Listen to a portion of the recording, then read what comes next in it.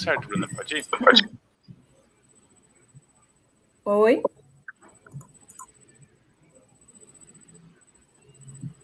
Tá tudo certo, pode começar. Posso começar? Isso. Pode. Ele disse que sim. Então, gente, boa tarde. Vamos dar continuidade à programação. Agora vamos iniciar a nossa segunda parte do curso com a palestra que vai ser ministrada pela doutora Jeane.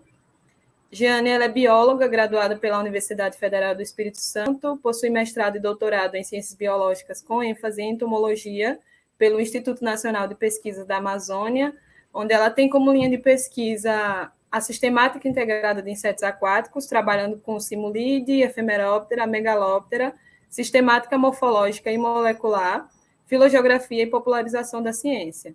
Além disso, ela é credenciada no curso de pós-graduação em Ciências Biológicas, com ênfase em entomologia, no INPA, onde também desenvolve sua pesquisa. E vai iniciar agora para a gente, falando um pouco sobre taxonomia integrativa de insetos aquáticos na Amazônia. Jeane, pode ficar à vontade. Tá bom, Bruna, obrigada. Bom, boa tarde a todos. Eu vou compartilhar aqui a tela, daí vocês me avisam se está tudo certinho.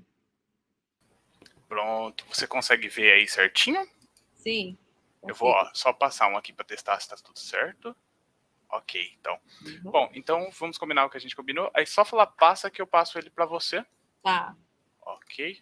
Então é isso, fique livre, muito Posso obrigado. Falar também, ou alguma coisa assim. Qualquer, o que você preferir. Sim, okay. O que você preferir. Muito obrigado e desculpe pelo incômodo. Nada, eu que peço desculpa, não sei o que aconteceu. Já? Já, tá livre. Pode começar, muito obrigado. O tempo é seu. Bom, boa tarde, pessoal. Como a Bruna já me apresentou, meu nome é Jeane e eu vou falar um pouquinho sobre taxonomia integrativa de insetos aquáticos na Amazônia.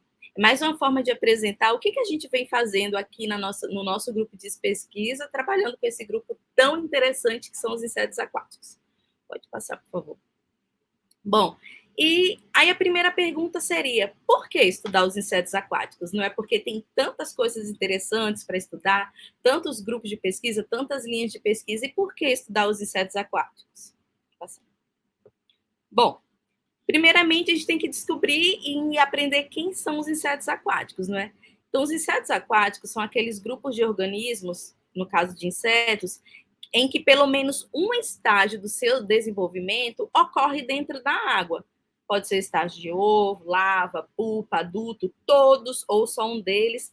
Mas esses insetos eles vão ter adaptações que permitem que eles sobrevivam nesses ambientes, como, por exemplo, as pernas modificadas para nadar, as cerdas hidrófobas. Então, esses insetos são chamados de insetos aquáticos. Pode passar. E onde que a gente consegue encontrar os insetos aquáticos? Eles podem ser encontrados nos mais diversos tipos de ambiente que possuem água. Seja rios com grandes volumes de água, rio com pouco volume de água, brejos, até mesmo esses locaizinhos que acumulam poucas águas em locais de chuva ou que não são permanentes, em lagos naturais, em lagos artificiais. Pode passar. Em fitoteumata, que é aquelas plantas que acumulam água, até mesmo dentro de micoteumata, que é aqueles fungos que acumulam águas também, em espumas na água. E isso é bem interessante, que existem grupos que são específicos de viver somente nessa espuminha que forma na superfície da água, e também no quínon. Quínon, para quem não é daqui da Amazônia, é um substrato específico dos nossos sistemas aquáticos, que foi descrito até bem antigamente por Fitchell durante suas discussões. Então, existe também uma fauna específica desse quínon. Pode passar. E qual que é a importância desses insetos aquáticos? A gente pensa, ai meu Deus, o rio tem um sistema tão grande de água e tal, tem peixe, tartaruga, jacaré. O que um inseto aquático é importante para esse ecossistema, para esses ambientes? Porque eles... Pode voltar, por favor. Porque eles são papéis-chave nas teias alimentares. Então, eles vão servir de alimentos para os mais variados tipos de organismos que existem nos ambientes aquáticos, incluindo até mesmo vertebrados, que são nossa fonte de alimento. Então, eles têm essa participação direta na cadeia trófica. Pode passar. Além disso, eles, até desconfigurou um pouco aí, eles são importantes indicadores biológicos. Por quê? Porque dependendo do grupo que a gente encontrar ali no igarapé, a gente vai saber, ou no igarapé, ou no rio, lago, a gente vai saber se aquele ambiente ele está impactado ou não impactado, porque a fauna muda completamente. Por exemplo, aqui do lado esquerdo, a gente tem representantes que são muito abundantes em ambientes que estão impactados, sofrendo ações antrópicas. Mas já do lado direito, por exemplo, a gente tem uma diversidade muito maior de organismos, e são organismos sensíveis, que eles não vão ocorrer em áreas impactadas. Pode passar. Além disso, eles são também modelos evolutivos super interessantes, porque os diferentes organismos têm diferentes capacidades de dispersão. Tem aqueles que voam muito, aqueles que são mais sedentários. Então, a gente entender a distribuição desses organismos faz a gente saber como que se deu a evolução de muitas feições geológicas. E, além disso, também, estudos mais atuais vêm mostrando que eles são interessantes modelos para a gente compreender os efeitos das mudanças climáticas, fazendo extrapolações de mudanças do passado, do presente, para entender como que vai ser a vida na Terra no futuro. Pode passar. Além disso, existem grupos de insetos aquáticos que também são vetores de doenças, como a gente sabe, por exemplo, mosquito que transmite dengue, febre amarela, malária, e uma outra família que a gente vai até ver depois que transmite a cocercose e moçonelose, que são doenças mais comuns aqui na região norte. Pode passar. Só que, assim, para a gente conseguir estudar esses insetos aquáticos, existe uma série de desafios que a gente precisa enfrentar para superar o que a gente chama de impedimento taxonômico. Fazer taxonomia já é uma ciência muito difícil, inclusive parece que cada vez tem menos taxônomos interessados em trabalhar com a taxonomia em si, com a taxonomia, que é a ciência mais básica que existe. E ainda quando a gente vai trabalhar com muitos grupos, existe uma série de fatores que faz com que a taxonomia desses grupos fique muito dificultada. E aí eu vou mostrar um pouquinho desses desafios que a gente, trabalhando com inseto aquático, precisa enfrentar. Pode passar. Por exemplo, acho que quase todo mundo que está aqui sabe que os insetos eles passam por metamorfose, certo? E as fases de desenvolvimento de ovo, larva, pupa, adulto, ou só ovo, ninfa, adulto. O que acontece? A maioria das descrições de espécies novas são feitas só com base nos adultos. E aí a gente não sabe quem é a espécie quando a gente vai no igarapé ou no rio e coleta aquele organismo que está dentro da água. A gente não sabe, porque só se descreve os adultos. Pode passar. E eu vou dar um exemplo de uma ordem Trichoptera, que é uma ordem super representativa nos ambientes aquáticos. Por exemplo, em 2005, a doutora Pais, ela fez um trabalho aqui na Amazônia e ela descreveu 102 morfótipos, entre morfótipos e espécies. Desses 102 morfótipos, ela só conseguiu descrever a larva de 13 espécies. Olha aí, então, tem tantos outros que ficaram sem a gente conhecer as fases imaturas. Smicrídea, por exemplo, ela tem cerca de 240 espécies no mundo, mas somente 28 têm suas larvas descritas. Pode passar. Outro exemplo, que é de uma família de Coleóptera, que chama Cyrtidae. Esse gênero Cyrtis, eles têm 350 espécies no mundo, mas apenas 18 larvas são conhecidas. E o mesmo acontece com o Contaciphon, que tem 350 espécies no mundo, mas somente 4 larvas conhecidas. E nenhuma das duas gêneros tem larvas conhecidas para o Brasil. Ninguém sabe quem são essas espécies que ocorrem aqui, porque ninguém nunca descreveu larva desses dois gêneros. Pode passar. Outro problema que existem em muitos grupos de insetos, não só de insetos aquáticos, mas em muitos grupos de insetos, é a questão de haver espécies crípticas, que são aquelas muito parecidas morfologicamente, mas que, na verdade, elas são completamente diferentes, porque tem biologia e ecologia diferente. Então, se a gente fosse basear só na morfologia, provavelmente a gente vai estar deixando de descobrir diversidade, de descrever diversidade, de representar quem realmente ocorre no ambiente. Pode passar. Por exemplo, tem uma família de simulídeo, uma família de díptera chamada Simulidae, que foi aqui eu fiz meu doutorado. essa família é o grupo que mais abriga espécies crípticas dentre todos os artrópodos hematófagos. Isso é muito ruim. Por quê? Porque a gente não consegue saber se numa população diferente, por exemplo, do Amazonas, do Pará, do Espírito Santo, se são coisas diferentes, se são espécies diferentes ou se são apenas a mesma espécie que ocorre em locais diferentes. Então, isso é muito prejudicial para a taxonomia do grupo. Pode passar.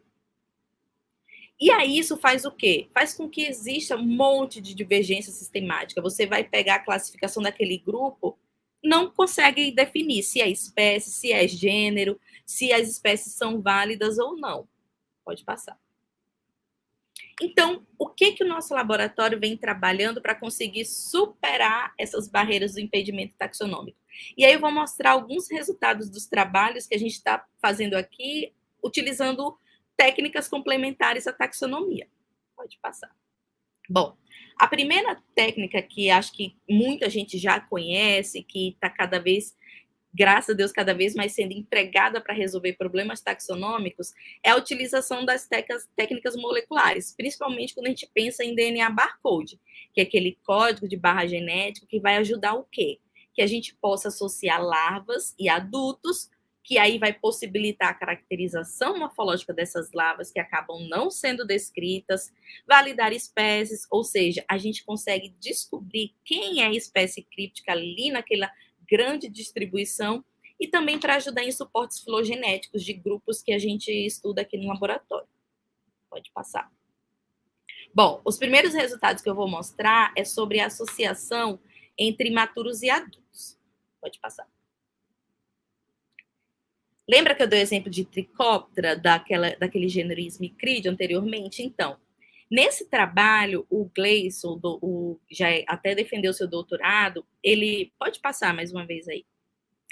Ele conseguiu fazer extração de várias larvas e adultos que ele tinha de coletas ao longo do Brasil inteiro. E ele conseguiu associar várias larvas aos seus adultos. Ou seja, tinha um monte de adulto conhecido, mas não conhecia larva de nada. E com o trabalho dele, ele conseguiu incrementar o conhecimento desses estágios maturos. Então, agora, várias larvas de Smicrídeas já são conhecidas para a ciência. Pode passar. Um outro trabalho super interessante que foi feito pela doutora Daniara foi que ela tentou associar o máximo de estágios possível de representantes de Girínide, que é um coleóptero aquático super interessante. Não sei se vocês já viram quando foram nos rios, lagos, ele fica girando sobre a superfície da água. Então, utilizando ferramentas moleculares, o barcode, ela conseguiu fazer o quê? Descrever ovos e larvas daqueles adultos que já era conhecida. No caso aqui, de Giretes núbilos, só se conhecia o adulto. Então, com o trabalho dela, ela descreveu larva e ovos. E o mais interessante é que ela conseguiu mostrar que os ovos têm muitas informações morfológicas. A gente acha que não tem nada, mas os ovos dá até para diferenciar espécies. Então, além de descobrir sobre as larvas, também sobre os ovos. Pode passar. Outra abordagem que a gente está utilizando, por exemplo, para descobrir espécies crípticas. Utilizando o DNA, a gente conseguiu descrever várias espécies novas. Daqui eu estou representando duas espécies de simulídeo que antes estavam consideradas classificadas dentro de outras espécies. Então, a gente conseguiu, mostrando com ferramentas morfológicas associadas ao DNA, que elas, na verdade, eram espécies válidas, sim, e puderam ser descritas para a ciência. Pode passar. Um outro exemplo também de investigação críptica é você pegar uma espécie que a gente vê que ocorre, por exemplo, essa espécie, no caso, que ocorria desde a Venezuela até o Rio Grande do Sul. E a gente sempre suspeitou que, na verdade, isso não era uma única espécie, apesar de que todos os pesquisadores diziam que sim, era a mesma espécie. Aí pode passar. Então, nós fizemos uma análise, analisando o DNA de todas essas populações, e a gente viu que, na verdade, ela não era uma única espécie, não. Que, na verdade, existiam 3 espécies dentro da distribuição. Então, olha o quanto de diversidade que a gente deixa de conhecer se baseando só nessas semelhanças morfológicas. Então, essas espécies, inclusive, já estão sendo descritas para serem apresentadas para a ciência. Pode passar. E por que é importante a gente conseguir definir quem é uma espécie e quem é outra espécie? Isso é muito importante, principalmente em grupos de importância médica, porque isso vai ter um papel-chave na epidemiologia e controle de doenças. Você imagina aquela espécie anteriormente que eu apresentei, com aquela distribuição toda. Ela faz parte de um grupo que transmite doenças ao homem.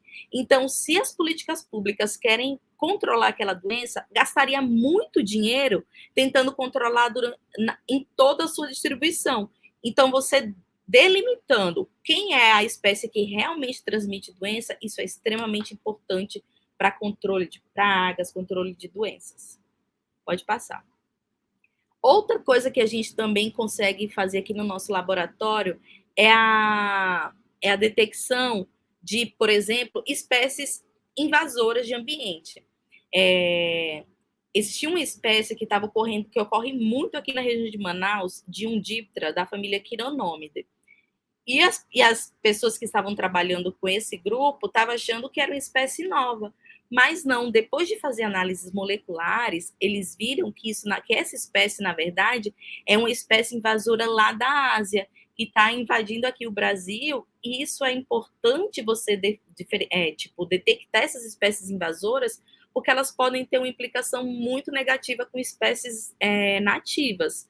Então, olha aí, a outra abordagem que pode ser utilizada num contexto mais amplo de preservação do ambiente. Pode passar. E aí também o suporte filogenético para você delimitar classificações. Por exemplo, esse foi uma parte do meu doutorado que eu trabalhei com esse subgênero, que era considerado, várias espécies era considerada dentro de uma única coisa, inclusive espécies da região holártica. Um pesquisador falou, não, é tudo Trichodogma. E a gente tinha a hipótese aqui no nosso laboratório que não era a mesma coisa, não, que eram coisas diferentes. Então, o que a gente fez? A gente analisou toda essa distribuição de espécies, fizemos análise filogenética, pode passar?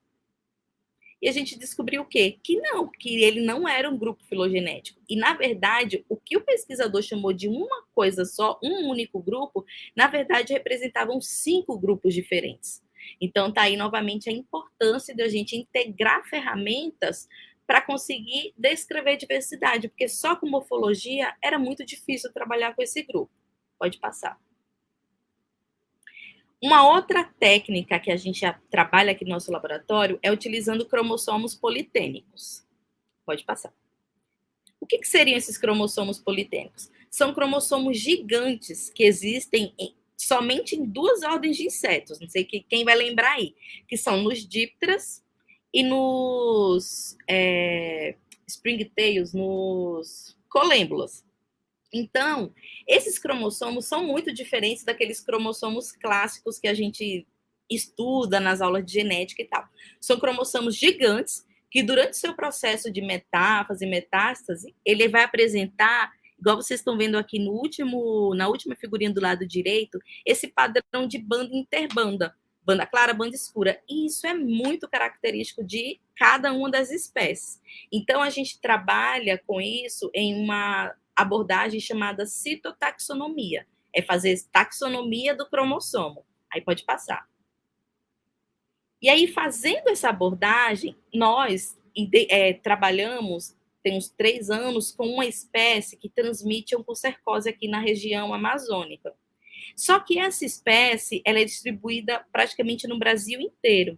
E a gente descobriu o quê? Analisando os cromossomos, que na verdade existem 13 espécies dentro dessa grande espécie, e somente algumas dessas citoformas que transmitem doenças. Olha aí a importância de você sair para fora da morfologia para entender quem são essas espécies.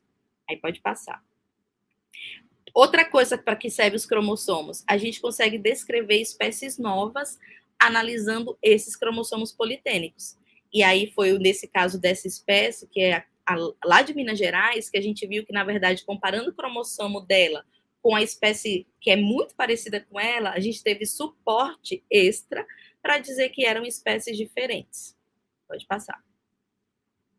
E aí a gente entra naquilo, mas você só apresentou coisas muito difíceis, que é o meu laboratório, eu estou começando, eu não consigo trabalhar. Então, será que eu não consigo descobrir espécie, nem descrever imaturo, se eu não fizer nem cromossomo politênico, nem ferramenta molecular? Não, pode passar. A gente aqui no laboratório também trabalha, porque taxonomia integrativa não é só utilizar essas abordagens moleculares, cromossômicas, não. É tudo que você faz extra para você complementar os estudos taxonômicos. E uma coisa que a gente faz muito no nosso laboratório é associar larvas e adultos criando esses imaturos. Então, aqui foi a dissertação da Gabriele Jorge, que é uma atualmente doutoranda aqui no nosso laboratório, e ela ia para o campo, pegava as larvas, ia para o laboratório, criava um trabalho árduo de dedicação, é como criar um pet, e ela conseguiu, pode passar? E ela conseguiu criar várias larvas que não era conhecida daquele gênero que eu falei, que não tinha nada conhecido para o Brasil, que é dos Cistidae, da família Cistidae. Então, atualmente, ela já descreveu larvas de coisas que nem eram conhecidas para o nosso país. Pode passar. Outro suporte taxonômico também que a gente consegue observar criando no laboratório são observações bionômicas. Por exemplo, apenas olhando o nosso laboratório, a Gabriele, ela conseguiu ver que gêneros diferentes tinham comportamentos diferentes. Então, isso serviu de base para ela diferenciar que larvas daquele gênero só empupavam em folha úmida, larvas de outro gênero só empupavam fazendo uma câmara de espuma. Então, além do suporte taxonômico, ela acrescentou muitas informações bionômicas para esse grupo determinado de inseto aquático. Pode passar.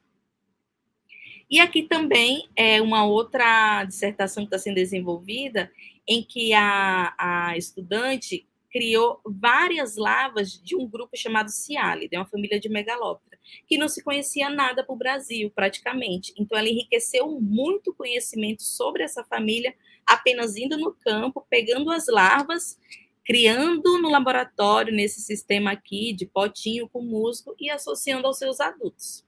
Pode passar. E essa técnica de criação, ela pode ser aplicada para praticamente todos os grupos de insetos aquáticos. Você vai no campo, pega os imaturos e associa até os seus adultos. E a gente faz isso com vários grupos aqui, por exemplo, também com efemeróptera, com plecóptera, com quironomídeo, com odonata. Então, de uma forma barata, você consegue sair desse impedimento do conhecimento zero das fases imaturas. Pode passar. Pode passar, por favor? Oi. Oi, voltou. Teve uma pequena queda de internet. Pode continuar, desculpa.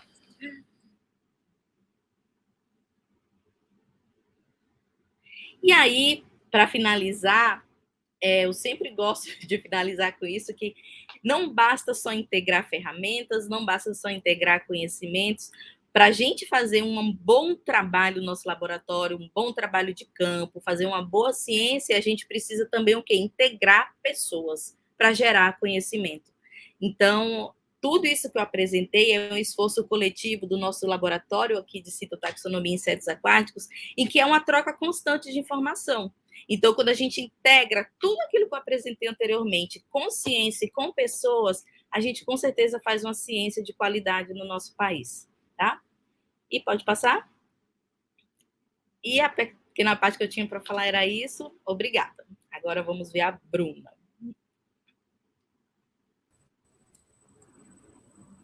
Muito obrigada, Giane, pela palestra. Foi incrível. Agradeço o convite. E acho que eu já vou projetar a minha. Pode projetar, Bruna. Alguém... Oi, Daniel? Oi, pode projetar. Você tá me ouvindo pelo StreamYard ou pelo YouTube? Usa o StreamYard, pelo próprio StreamYard, que senão você fica ouvindo com atraso, Bruno, por favor. Sim. Eu só estava ouvindo um pouquinho baixo. Deixa eu ver como é que eu compartilho aqui.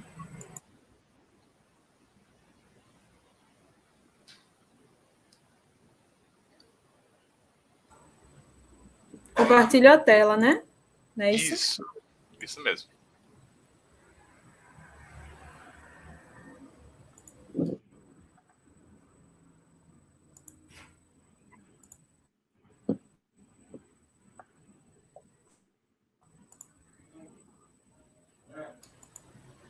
Já está carregando o Treywell. Tá aparecendo? Sim, tá aparecendo. Tá livre, Bruna, pode Tá ir. aparecendo? Sim, tá livre, pode ir, Bruna. Então, gente, boa tarde. Boa tarde, mais uma vez. Dando continuidade às apresentações, eu não me apresentei no começo, então eu vou falar um pouquinho.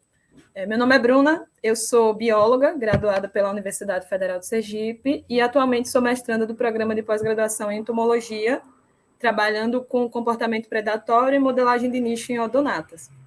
Então, vou dar continuidade à apresentação, falando um pouquinho, trazendo uma abordagem geral sobre a ordem odonata. A princípio, eu vou começar falando um pouco quem são os representantes quem é essa ordem. Essa ordem ela é representada como um grupo de insetos aquáticos que tem ampla distribuição geográfica, com registro de ocorrência em todos os continentes, com exceção apenas da Antártida, por conta das baixas temperaturas e da falta de vegetação. Além disso, ela está dentro do grupo mais representativo, de um dos grupos mais representativos de insetos aquáticos, com um total de 39 famílias descritas até o momento, com 15 dessas registradas para o Brasil, 600 gêneros, com 148 desses registrados para o Brasil, e pouco mais de 6.317 espécies descritas até o momento, com 901 dessas descritas para o Brasil.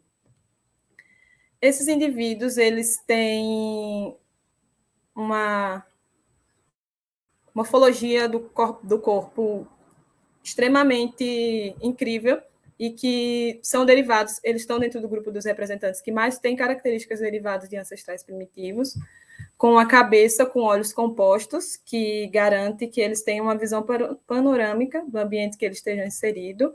Além disso, eles têm uma capacidade de voo incrível dentro do grupo dos insetos, chegando a percorrer até 100 quilômetros ou mais por dia. E como eles estão distribuídos em todo o mundo e no Brasil, eles têm registro de ocorrência em todas as regiões, eles vão apresentar variações populares. Dentre alguns desses, eles são chamados de libélulas, de jacintas, donzelinhas, cachimbo, lavabundas. Alguns desses nomes populares se dão por conta do comportamento ou por conta da morfologia desse grupo. Por exemplo, eles são chamados de cachimbo por conta do formato do corpo, que algumas pessoas comparam e dizem que se assemelha ao formato de um cachimbo. E lavabunda, acho que quase todos os lugares do Brasil, eles são conhecidos como lavabundas, por conta de um comportamento que está relacionado à fase de reprodução, onde as fêmeas elas inserem o abdômen em rios, lagos, poças d'água. Falando de reprodução e entrando um pouco sobre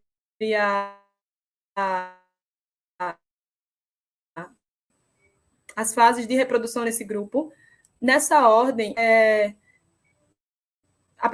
extremamente estudada, porque esses indivíduos apresentam diversas táticas e estratégias reprodutivas curiosíssimas, comparando a outros insetos, mas basicamente se divide entre a fase de encontro dos indivíduos, de cópula e de oviposição. Essa fase de encontro ela vai se dar de acordo com as necessidades dos recursos necessários para a oviposição. Ou seja, quase sempre vai ser feita pelos machos, onde eles descobrem quais são os recursos que a fêmea precisa para a cópula e para a oviposição e tentam oferecer para elas esses recursos. E alguns machos, eles têm a estratégia de tentarem monopolizar esses recursos para garantir que eles tenham uma cópula de maior sucesso e que consigam acasalar mais vezes. Porém, nem todos os representantes dessa ordem vão ter essa característica de monopolização desses recursos e de conseguir conquistar a fêmea através disso. Então, entre algumas vezes técnicas que exigem estratégias, muitas vezes vão envolver disputas sexuais entre esses machos, sendo por contato direto ou indireto. Muitas vezes o macho vai entrar em confronto com outros machos, muitas vezes ele vai disputar território, o ambiente para a cópula. E as fêmeas vão escolher os machos de acordo com essas características comportamentais deles, de defesa de território, e por algumas características morfológicas que envolvem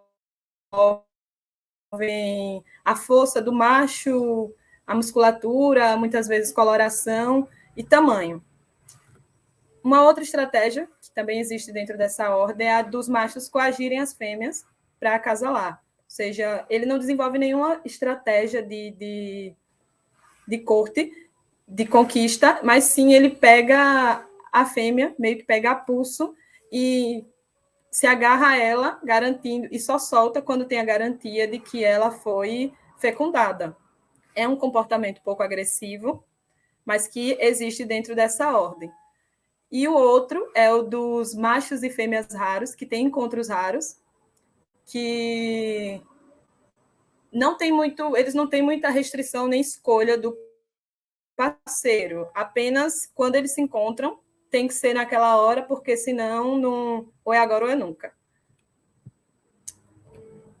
E dentro dessas estratégias, elas estão relacionadas à fase, no meio termo entre a fase de conquista e de cópula.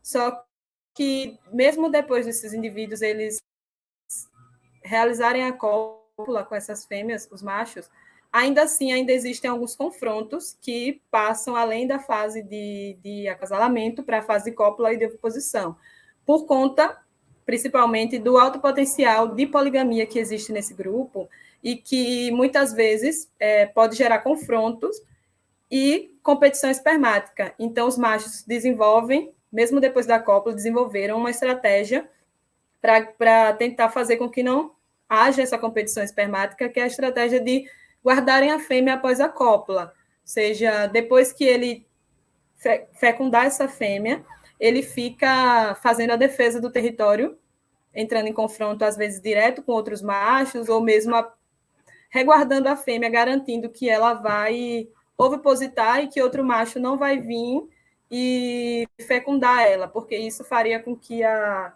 probabilidade dos ovos que tenham sido inseminados por ele nela tenha uma baixa fertilidade. Então, ele faz vigia a fêmea até garantir que ela copule.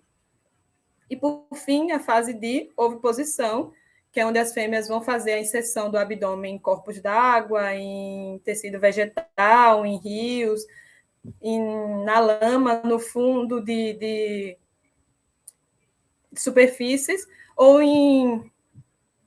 na vegetação de corpos d'água. Uma outra característica dentro da reprodução, eu já tinha citado anteriormente, que era relacionado à escolha das fêmeas sobre os machos, por conta da coloração, que é uma característica muito visível dentro de aldonatas. Os machos sempre vão apresentar uma coloração mais chamativa, mais atrativa, tanto por conta de comunicação intraespecífica, o macho que vai se comunicar com o outro, como para saber identificar. Por exemplo, aqui é um macho de Ortemis, e aqui tem uma fêmea desse mesmo gênero, dessa mesma espécie. As fêmeas quase sempre têm umas cores que são mais mortas, menos chamativas, porque sempre é o macho que vai, quase sempre, que vai realizar essa estratégia de chamar mais a atenção da fêmea. E aqui é uma imagem do que eu citei anteriormente, falando sobre a técnica de coagir a fêmea para reproduzir, onde o macho cola nela e garante que ela vai ser inseminada assim, em formato de coração, bem bonitinho, colorido, mas muitas vezes rola agressão nesse tipo de cópula. Passando um pouco de reprodução, já vindo para a fase de desenvolvimento, esses indivíduos eles têm desenvolvimento hemimetábolos, onde sofrem mudanças graduais no corpo ao longo do desenvolvimento, passando da fase de ovo, ninfa, até a imersão desses indivíduos adultos. E como eles passam por essas fases, e cada uma dessas fases eles vão estar presentes em um tipo de ambiente, o comportamento, o modo de vida deles e a dieta também vai variar. Na fase de ninfa, geralmente eles são predadores generalistas aquáticos ou semiaquáticos e vão se alimentar de quase todos os recursos que tiverem disponível no ambiente, de girinos, de pequenos peixes, de outros insetos aquáticos também, e algumas espécies também realizam canibalismo.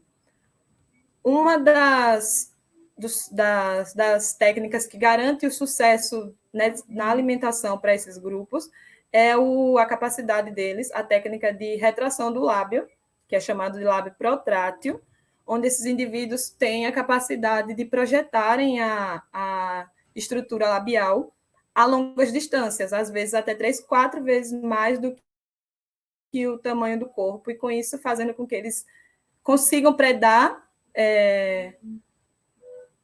animais que sejam bem maiores do que eles e que estejam a longas distâncias, e isso garante um sucesso na alimentação para esse grupo. Além disso, na fase adulta, eles vão ser predadores generalistas aéreos, pegando suas presas no ar ou em substratos, com o lábio, que é chamado lábio prênsil, que se estende alcançando a presa. E também eles são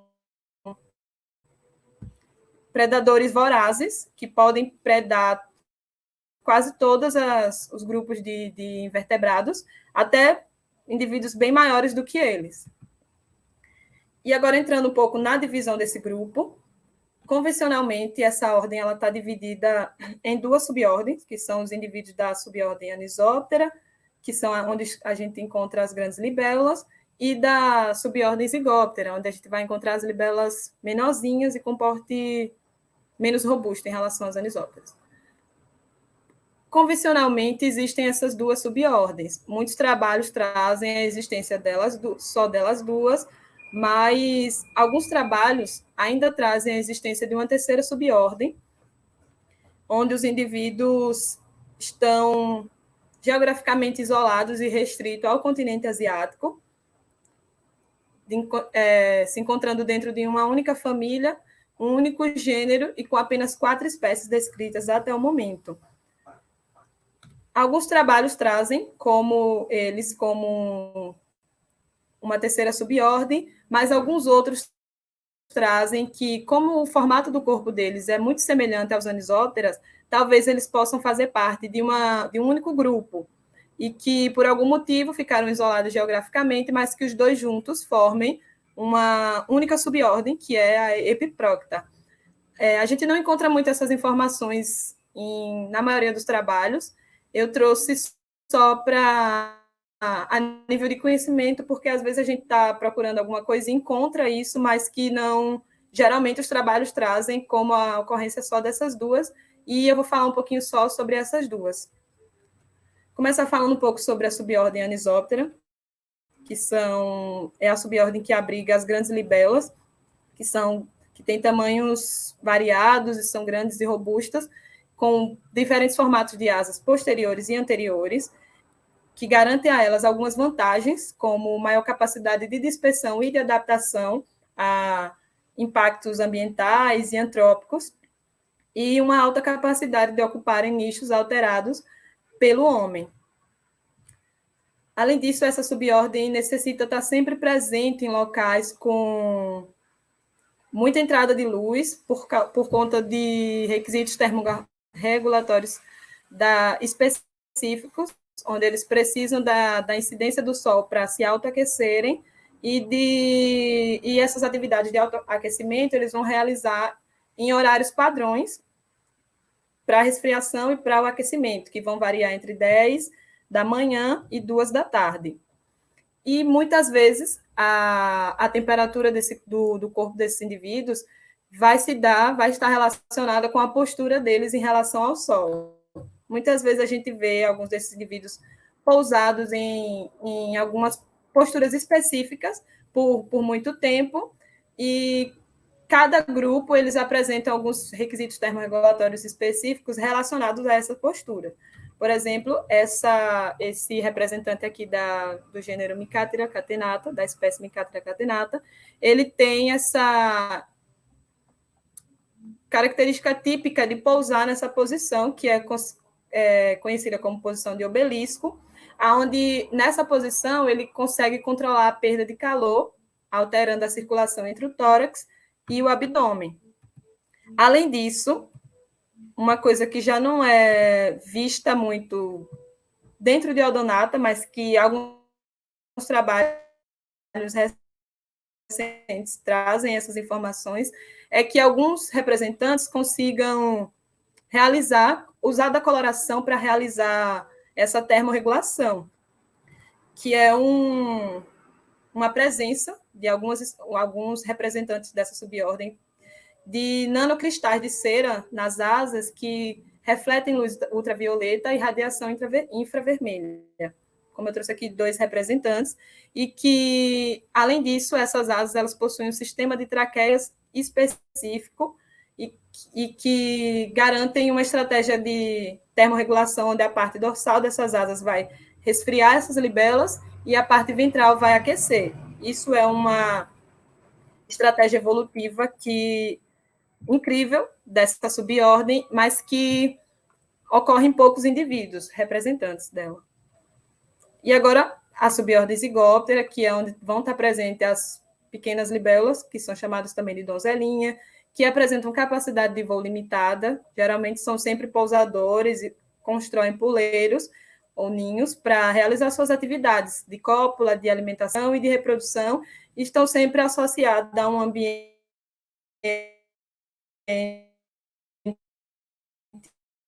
que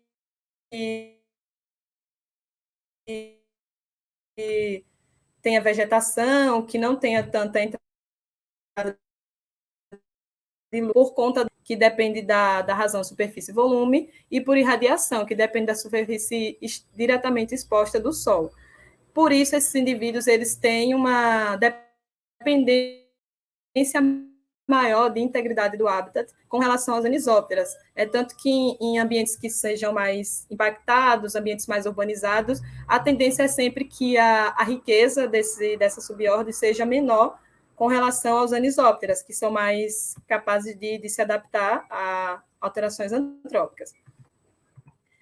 E, por fim, é isso. Eu trouxe algumas informações gerais e considerações finais sobre o grupo, que eles vão estar presentes em diversos ambientes de água doce com diferentes tipos de vegetação, que tem essa alta sensibilidade a alterações ambientais e que, no geral, a riqueza dessa ordem vai ser sempre menor em regiões urbanas e impactadas, e que eles exercem diferentes funções no ecossistema que garantem a eles algumas habilidades, como bioindicadores de qualidade da água, bioindicadores de impactos antrópicos e de qualidade ambiental, principalmente por conta dessa alta sensibilidade deles. Então, alguns representantes do grupo, com qualquer tipo de alteração que tenha no meio ambiente ou na água que eles usem para ovipositarem, isso já pode determinar a ocorrência deles ou não. Além disso, eles também podem ser outros insetos aquáticos que podem ser vetores de doença, como mosquitos, Aedes aegypti. E, no mais, é isso. Eu quis fazer um resumo para não me estender muito com relação ao tempo. Quero agradecer a todo mundo e deixar aqui meu e-mail para contato, caso vocês queiram tirar alguma dúvida, trocar alguma ideia sobre o grupo, ou sobre outras coisas relacionadas à pós-graduação. Meu Instagram também, e o meu Instagram que eu tenho, onde eu posto umas fotinhos de alguns insetos e de Odonata também. Então, quem quiser seguir lá e trocar uma ideia, é só seguir. Obrigada. Oi, Bruna, parabéns pela apresentação. Obrigado, professora Jeane, também. Parabéns pela apresentação, muito obrigado, foi muito interessante. A gente vai abrir um período agora curtinho para perguntas. Até agora apenas chegou uma pergunta, então quem quiser mandar mais perguntas, pessoal, esse é o momento, podem ficar à vontade, vai dar tempo da gente fazer. E é uma pergunta da Paula. Ela pergunta: olá, Jeane, Você poderia falar um pouco sobre as duas doenças mais raras que comentou? Nunca ouvi falar delas. Então, não é tão rara quando a gente pensa no contexto amazônico. O que acontece? A mansonelose e a oncocercose são doenças causadas por algumas espécies de simulídeo aqui que ocorrem na região norte. Vou começar pela oncocercose. É porque, como a apresentação era curta, eu tive que reduzir bastante coisa. A oncocercose, ela é chamada de cegueira dos rios. E ela é causada por microfilárias que são transmitidas pelos simulídeos, principalmente os que ocorrem na área dos Yanomamis, das áreas indígenas aqui no Amazonas, está centrada na área dos Yanomami, na região norte, bem nos tepus mesmo, e ela já foi controlada em vários locais aqui das Américas. Mas ainda nessa região dos Yanomamis, elas ocorrem principalmente porque é difícil você controlar localmente pela questão indígena e pelos índios serem nômades. Então, ainda é uma doença que não está bem controlada aqui nessa região dos Yanomamis. E por que ela é chamada de cegueira dos rios? É que essas microfilárias que são transmitidas pelos simulídeos, elas, em uma determinada fase do desenvolvimento delas, elas circulam na corrente sanguínea, em alguns momentos podem se alojar na córnea, e isso danifica a nossa córnea do olho, causando essa cegueira. E lá na África ainda, ela é muito comum, pelo mesmo problema que tem aqui, questão social, financeira também, em alguns locais lá é difícil ainda de controlar, mas graças a Deus aqui nas Américas teve um controle muito bom dessa doença no México, na Guatemala, só que pensando em área indígena, pela questão dos Yanomamis ainda serem nômades, ainda nessa região é um pouco difícil de controlar. Já a mansonelose, ela é muito mais comum do que a oncocercose. Só que ela é uma doença que ela não causa tantas reações como a oncocercose. Então, por exemplo, em Lábrea, em uma cidade do interior, o índice de pessoas que têm mansonelose é muito maior. Só que como ela não é uma doença que causa muita... Não é a palavra, me fugiu a palavra, que causa muito problema mesmo visível, então ela é meio que não considerada uma doença, é uma doença negligenciada, digamos assim. Mas a mansonelose é muito comum aqui, sim, a oncocercose, que é mais na área dos Yanomamis, e são transmitidas pelos simulídeos. Por isso que é tão importante, nesses grupos de importância médica, a gente fazer esse apelo de fazer uma boa taxonomia, porque senão a gente não consegue realmente entender como que as doenças se dispersam no ambiente, como que os vetores conseguem ter essa capacidade vetorial para transmitir doença. Então, é isso. E aí, quem quiser ter mais curiosidade, quiser aprender mais, pode... Acho que naquele cardzinho de vocês tem um e-mail, aí pode escrever que eu mando literatura. Tem bastante coisa interessante sobre essas doenças.